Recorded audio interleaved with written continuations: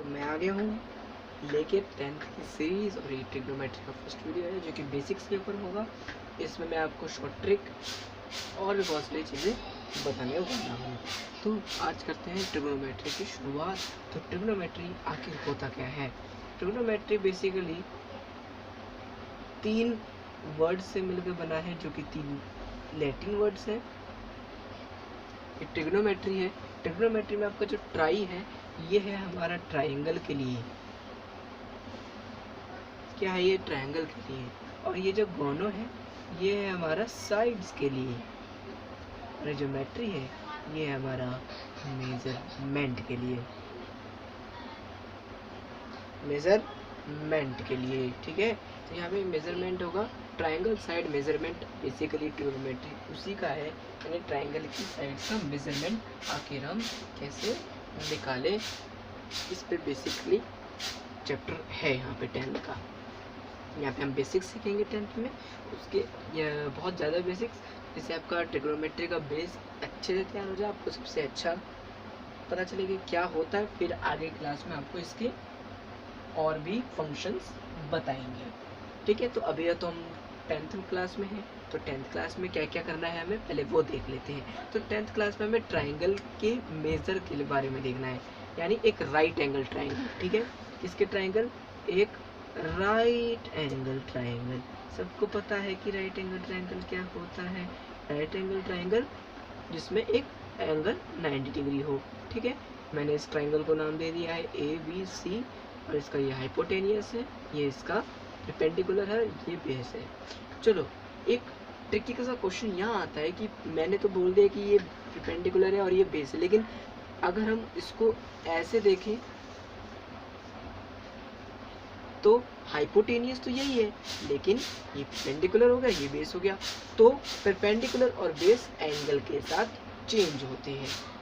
जिस एंगल के लिए हम बात कर रहे हैं उसके लिए परपेंडिकुलर अलग होगा, क्या पता, और दूसरे एंगल के लिए क्या पता कि बेस अलग हो, कुछ भी हो सकता है। मान लो कि 90 डिग्री है, और अगर मैं इस एंगल के बारे में बोलूँ कि ये दोनों, ये 60 डिग्री और ये 30 डिग्री है, तो ये तीनों मिलाकर 180 डिग्री हो गया, यानी एंगल सेटिस्फाइड कर रहे हैं, ये एक ट्रायंगल है।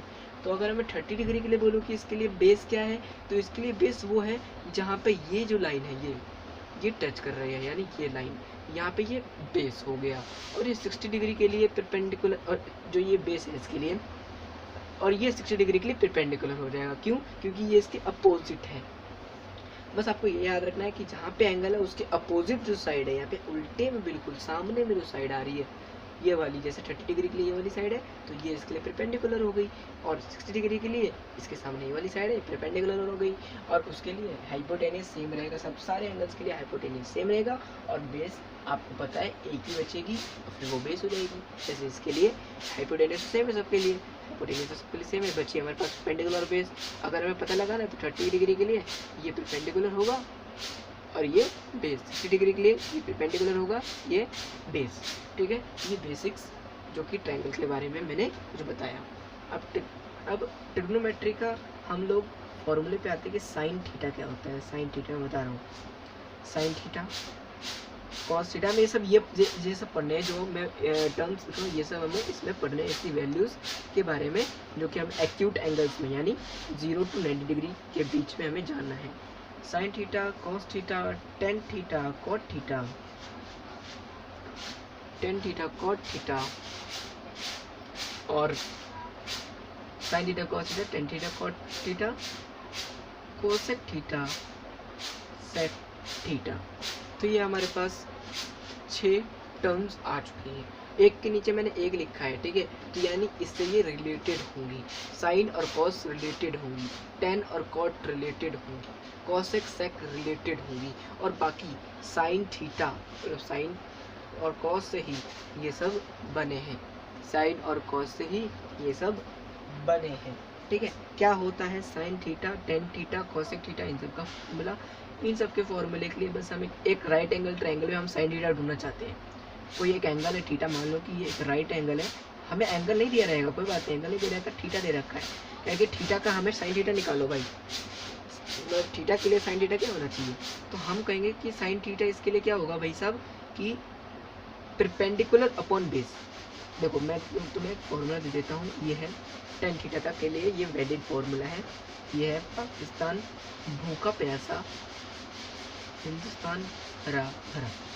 ये पी एच साइन थीटा के लिए, ये बी एच कॉस थीटा के लिए, ये पी बी हमारा परपेंडिकुलर अपॉन बेस जो कि रहेगा टेन थीटा के लिए। ठीक है, पाकिस्तान भूखा प्यासा या हिंदुस्तान हरा भरा या पंडित बद्री प्रसाद हर हर भोले। ठीक है, हर हर भोले। ठीक है, तो ये पी एच यानी साइन थीटा। तो साइन थीटा आखिर बेसिकली क्या है हमारा, परपेंडिकुलर अपॉन बेस। परपेंडिकुलर क्या होता है, यानी अब मैंने क्या बताया था कि एंगल के सामने वाला एंगल परपेंडिकुलर होता है और उसके नीचे वाला जो एंगल रहता है वो क्या रहता है, बेस। तो ये एंगल जो हो गया ये थीटा के लिए परपेंडिकुलर और ये बेस हो गया। बहुत बढ़िया, ये बेस हो गया। हमने ये तो देख लिया कि बेस ही हो गया, साइन थीटा मैंने देख लिया। अब बी अपॉन एच वापस, अब देखते कॉस थीटा। अब कह रहा है कि भाई इसी थीटा के लिए तुम्हें कॉस थीटा निकालनी है, तुम्हें साइड्स का मेजर दे रखा होगा और तुम्हें कॉस थीटा निकालनी होगी। ठीक है, या फिर तुम्हें साइड का मेजर नहीं दे रखा, तुम्हें थीटा दे रखा होगा। अभी तुम्हें एक्यूट एंगल्स में देगी है 0 से लेकर 90 डिग्री तक, तो उसकी तुम्हें टेबल दे रखी है, याद हो तो इसमें बुक में याद है ना। अभी देखो आगे बुक में टेबल दे रखी होगी, तो उसकी मतलब 10 जो 8.2 है उससे पहले 8.2 के पहले 8.1 के बाद जो है टेबल दे रखी है ना, उस टेबल को याद करने का मैं शॉर्ट ट्रिक भी बताऊंगा, देखना अभी। ठीक है, उस टेबल को याद करने का मैं शॉर्ट ट्रिक भी बताऊंगा। तो जो कॉस थीटा है ये क्या है, बी अपॉन एच, आखिर क्या है ये, base upon height, sorry perpendicular upon base नहीं है ये अपना हाइपोटेनियस। ठीक है, हाइपोटेनियस। परपेंडिकुलर अपॉन बेस किसका है, टेन थीटा का है, टेन थीटा। और ये भी हाइपोटेनियस। हाइपोटेनियस पता है ना ये वाला। बस हमें क्या ढूंढना है, बेस और परपेंडिकुलर साइन थीटा के लिए। टेन थीटा के लिए क्या, दोनों ढूंढना है, परपेंडिकुलर और बेस दोनों ढूंढना है। Tan theta is equals to क्या, P upon B perpendicular upon base. बहुत आसानी सी बात। भाई परपेंडिकुलर क्या होता है, हमने देख लिया कि थीटा के सामने वाला एंगल परपेंडिकुलर, थीटा के नीचे वाला एंगल बेस, और ये हमेशा सब एंगल्स के लिए ये जो है ये हमेशा हाइपोटेनियस सारे एंगल्स के लिए कॉमन होती है, कुछ इसमें फेरबदल नहीं होगा। आखिर tan theta P upon B होता है। अब हम ये देख सकते हैं, मैं ये भी बोल सकता हूँ कि टेन थीटा जो होता है वो sine theta upon cos theta होगा। यानी अगर तुम्हें साइड्स नहीं दे रखी, तुम्हें साइन थीटा और कॉस थीटा दे रखा है और कह रहा है कि टेन थीटा निकालो, तो उनमें बस साइन थीटा और कॉस थीटा का डिवीजन ऐसे कर देना है, sine theta upon cos theta, sine theta को कॉस थीटा से कर दो डिवाइड, बस हो गया।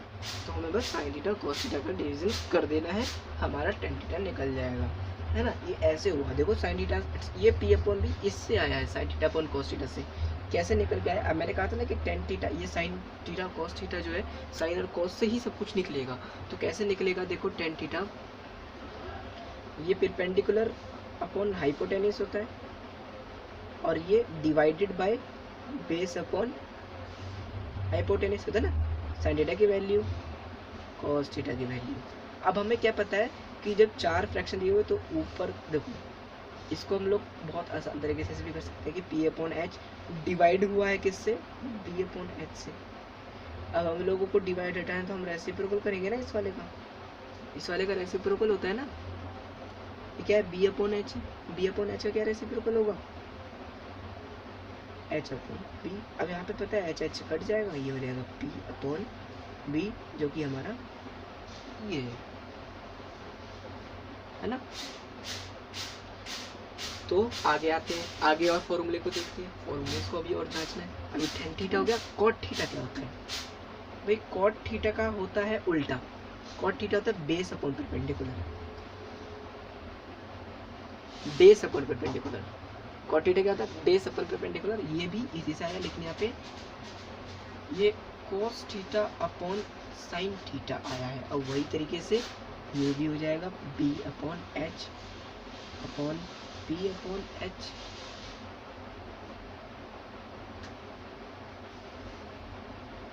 ठीक है, ये कट गया और ये b/p आ गया। अब cot थीटा जो होता है ये एक और चीज़ से निकाला जा सकता है। ये क्या होता है, ये एक तरह से tan थीटा का ही रेसिप्रोकल होता है। कैसे, हम लोग इसको देखते हैं भाई। tan थीटा क्या होता है, p/b, p/b। तो मैंने ये कहा ऐसे कुछ, और 1 डिवाइडेड बाय p/b, फिर 1 मल्टीप्लाइड बाय b/b रेसिप्रोकल, फिर ये अपना b/p आ गया वापस। आया, बिल्कुल आसान सा है ये, कुछ मुश्किल ही नहीं है इसमें, कोई मुश्किल ही नहीं है इसमें।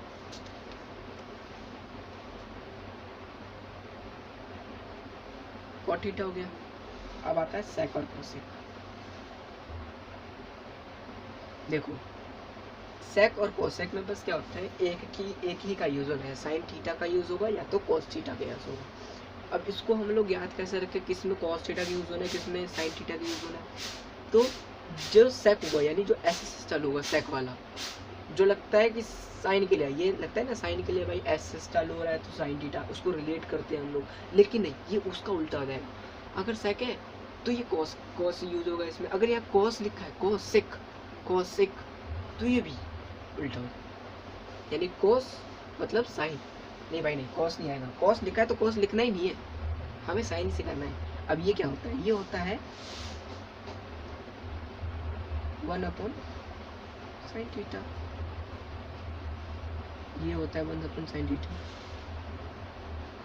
ये क्या होता है 1/cos थीटा, यानी ये आखिर cosec थीटा जो होगा, cosec थीटा जो होगा वो क्या होगा आखिरकार हमारा h/p, और ये क्या होगा हमारा h/b। बस इतना सा ही है। अगर तुम्हें एंगल में कुछ भी दे रखा है तुम्हें ऐसे निकाल लो, और थीटा का मैंने तुम्हें बता ही दिया कैसे करना है, बस हो गया।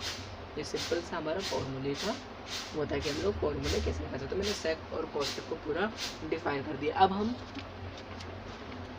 आते हैं दूसरी चीज़ पर, वो क्या चीज़ है हमारी कि अब हम वैल्यूज़ पे आते हैं। वैल्यूज़ को याद करने में बहुत मुश्किल है, जो कि याद करने में बहुत मुश्किल है। तो मैं आपको एक बार NCERT का वो टेबल दिखाता हूँ जिसमें हम लोगों ने वो पढ़ा है, ठीक है, जिसमें हम लोगों ने वो देखा है। तो आपकी स्क्रीन पर एक टेबल आ गया होगा, टेबल आ गया ना, उस टेबल में क्या लिखा है 0 डिग्री, फिर बढ़ते बढ़ते बढ़ते increasing order 30 degree, 45 degree, 60 degree, फिर 90 डिग्री।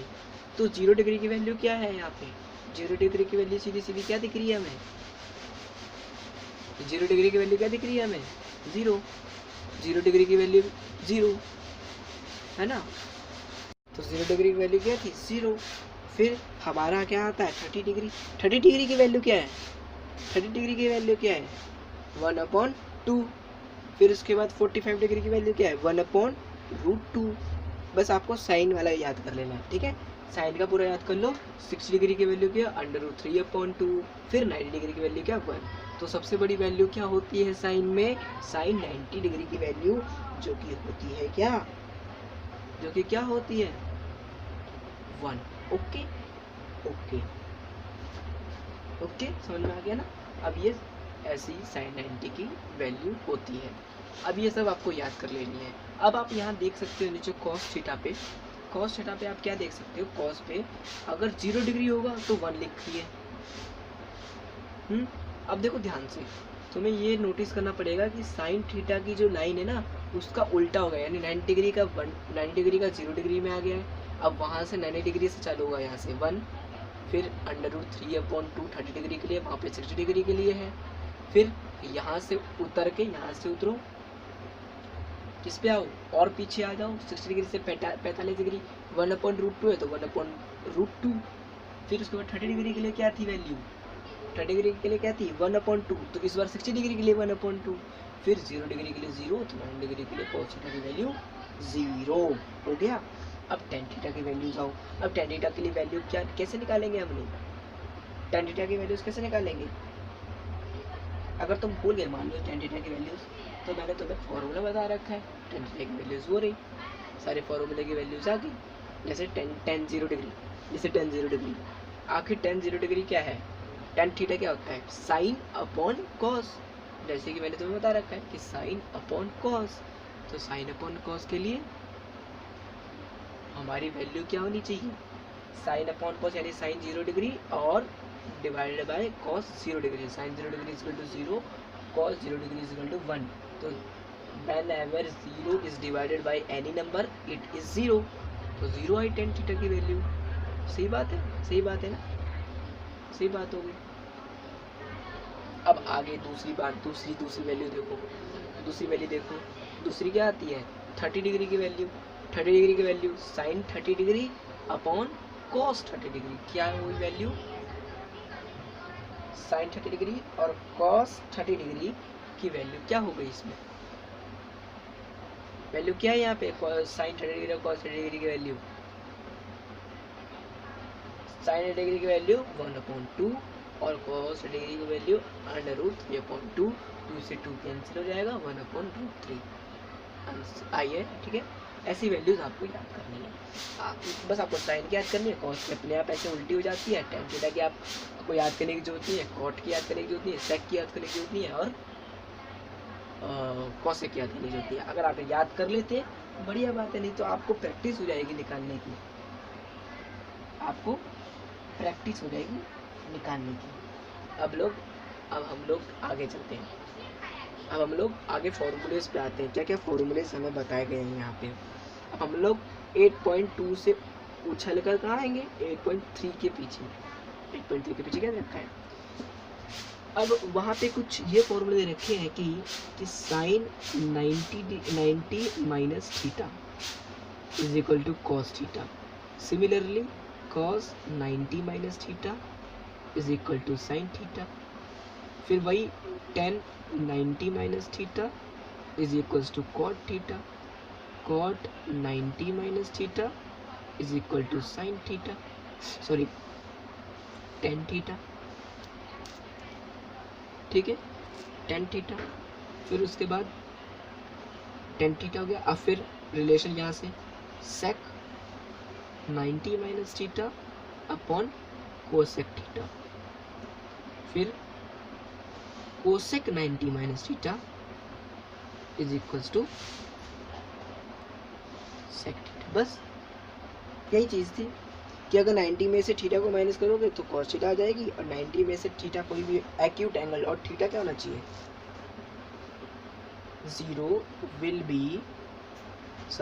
थीटा विल बी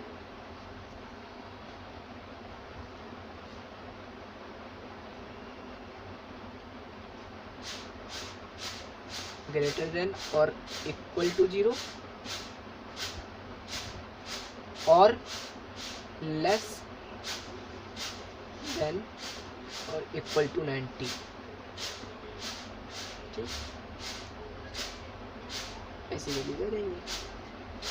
अब हम लोग इसमें पुट करके निकाल सकते हैं, यानी जीरो थीटा क्या होना चाहिए, थीटा हमेशा एक्यूट एंगल रहना चाहिए, थीटा कभी भी 90 से ज़्यादा नहीं आएगा, 0 से कम नहीं रहेगा। ओके, 0 से कम कौन सी वैल्यू होती है, कभी सुनिए जो की वैल्यू है ना। अब हम लोग 8.4 वाले पे आते हैं, ये बहुत छोटी एक्सरसाइज थी, 8.3 बहुत छोटी एक्सरसाइज है, मैं सबकी एक्सरसाइज एक एक करके कराऊंगा, तो पहले बेसिक्स करा दूँ सारे एक साथ।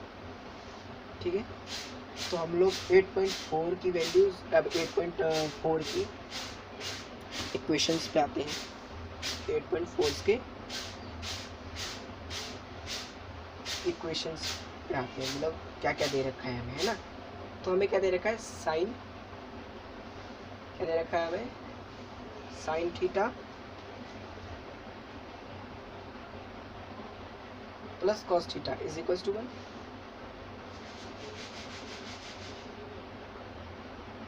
दे रखा है, तो हमारे पास क्या है, साइन स्क्वायर थीटा और कॉस स्क्वायर थीटा, ना कि साइन थीटा और कॉस थीटा, मेरे से गलती से हुई, स्क्वायर नहीं बोला मैंने। तो sine square theta plus cos square theta is equals to 1। तो कॉस स्क्वायर थीटा बोल दो या फिर साइन स्क्वायर थीटा बोल दो, बात तो है कि प्लस में क्या होने वाला है ना, साइन स्क्वायर थीटा। ठीक है, अब दूसरी वैल्यू क्या 1 plus tan square theta is equal to sec square theta. फिर तीसरी value cot square theta plus 1 is equal to cosec square theta. ये सबसे मेन एक्सरसाइज है और ये सबसे मेन फॉर्मूलेज जो कि आपको परेशान करेंगे। ठीक है, सबसे मेन फॉर्मूले जो आपको परेशान करेंगे। अब हम इसकी थोड़ी वो देख लेते हैं कि क्या क्या इसके कैसे कैसे होंगे। ठीक है, तो cos square theta plus sign square theta कैसे आया, मतलब एक राइट एंगल ट्रायंगल ले लो, उसमें हमें पता है एक राइट एंगल ट्रायंगल लेना भाई साहब, एक राइट एंगल ट्रायंगल है ए बी सी ले लो, ए बी सी, मैं मानता हूँ ए है कोई, ठीक है, ए रहेगा, ये थीटा, ये थीटा। तो इस ट्रायंगल में हम क्या देखते हैं, हमने पहले पढ़ रखा है ना कि अगर हाइपोटेनिस का स्क्वायर करेंगे और इसका स्क्वायर करेंगे, हाइपोटेनिस का स्क्वायर करेंगे तो वो किसके बराबर होगा, ए बी स्क्वायर के, यानी बेस के ऊपर परपेंडिकुलर के। होगा कि नहीं होगा, कर रखा है हमने, कर रखा है, नहीं कर रखा है, कर रखा है ना। तो इसकी वैल्यू कैसे होगी देखते हैं।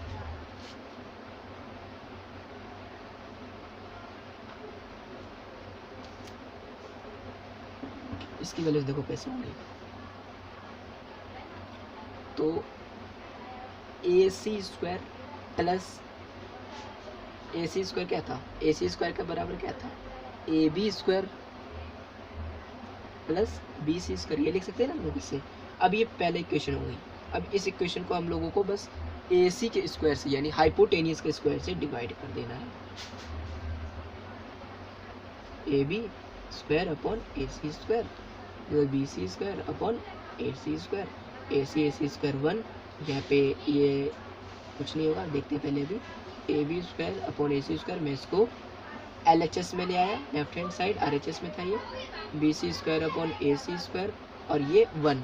अब यहाँ पे हम ये देख सकते हैं, इसको हम लोग क्या लिख सकते हैं, हमने छोटी क्लासेस में पढ़ा है, A B upon A C का whole square plus B C upon A C का whole square is equal to 1। वही चीज़ हम लोग यहाँ लिख सकते हैं कि साइन थीटा लिख सकते हैं, साइन थीटा का देखो, थीटा क्या है, परपेंडिकुलर, थीटा क्या है, परपेंडिकुलर, थीटा के सामने परपेंडिकुलर क्या है, ए बी, थीटा के सामने परपेंडिकुलर क्या है, बी सी, तो ये बी सी हो गया, ये देखो बी सी, बी सी है, बी सी है, ए सी कहाँ से आया, हाइपोटेनस, साइन थीटा का square, sign square theta plus, अब हम लोग क्या लिख सकते हैं, इसका बेस है A C square, a cos square theta a equal to 1, हमारे फॉर्मूला डिराइव हो गया ना, फॉर्मूला डिराइव आसानी से हो गया ना, देख लो ये देखो फॉर्मूला डिराइव हो गया ना हमारा, भाई यही वाला फॉर्मूला है ना, cos square theta sine square theta equal to 1, वही वाला फॉर्मूला है ना। कैसे डिराइव हुआ, ये पूछने को आता है कई बार।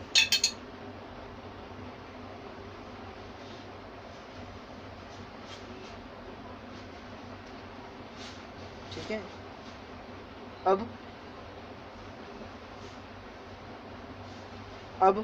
हम लोग इसको बारी बारी से डिवाइड करते जाएंगे। अब हम लोग इसको ए बी से डिवाइड करते हैं, फिर इसको बी सी से डिवाइड करेंगे। अगर हम ए बी से इसको डिवाइड करेंगे तो ए बी से अगर हम इसको डिवाइड करेंगे, सारे सबको ए बी स्क्वायर से डिवाइड कर देंगे तो हमें सेकंड फॉर्मूला मिल जाएगा। और अगर हम लोग इसको बी सी से डिवाइड कर देंगे, बी सी स्क्वायर से, तो हम लोग को क्या मिल जाएगा, थर्ड। ठीक है, तो ये थी हमारी बेसिक्स आज की। तो इसके बाद हम चालू करेंगे पार्ट 1 था ये, जो कि बेसिक्स था। पार्ट 2 में हम लोग एनसीईआरटी की फर्स्ट एक्सरसाइज के क्वेश्चंस को करेंगे। तो हम लोग चलते हैं, धन्यवाद।